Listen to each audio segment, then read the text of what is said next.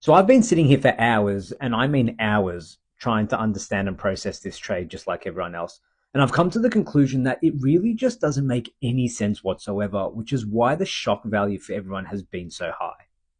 The Dallas Mavericks, no matter how you slice this, has no reason whatsoever, no logical reason whatsoever, unless there's something we don't know about, to trade Luka Doncic. This is a 25-year-old top three player in the world who just took you to the NBA Finals with a roster that, frankly, outside of Kyrie Irving, is a bunch of role players, and you trade him for a 32-year-old Anthony Davis. Anthony Davis will be 32 in March. Max Christie and a first-round pick. And that's it. Now, don't get me wrong. Anthony Davis is a special two-way guy.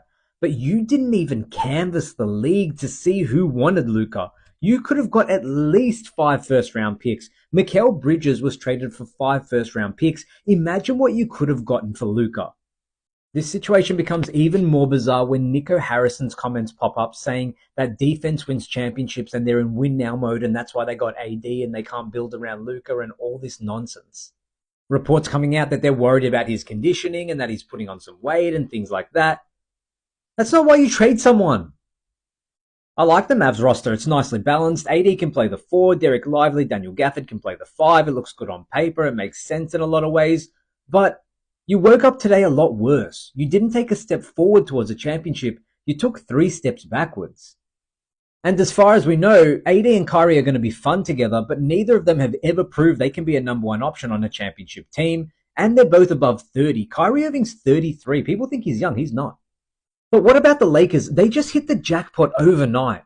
There's always questions about what's going to happen after LeBron James retires, who's the next face of the franchise. It seems like Anthony Davis doesn't want to take the mantle and all that stuff.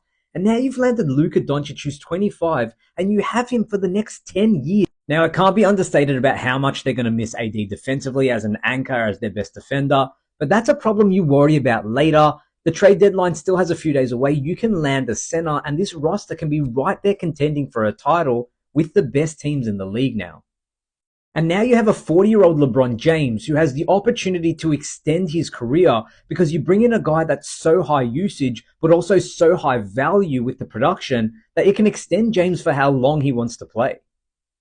Not to mention that the Mavs are worried about Luka's conditioning, and now you're joining forces with the best conditioned athlete maybe ever who looks after his body better than anyone in league history. And that's been evident with AD. He's learned off LeBron and he's been healthy for about a year and a half. Why wouldn't Luka be the same thing under LeBron? If you're a Laker fan, you're sitting there thinking, we didn't have to give up Rui Hachimura. We didn't have to give up Austin Reeves. We didn't have to give up a bunch of first-round picks. And all of a sudden, you're looking around in the West and saying, if we get a center and maybe one more piece, we can compete with anyone in the league. On no level does this trade make sense for Dallas. They're going to look back in 3, 5, 7 years, and this is going to be one of the worst trades in sports history. And it's annoying me that I still can't make sense of it, so I'm going to bed. Thanks for watching.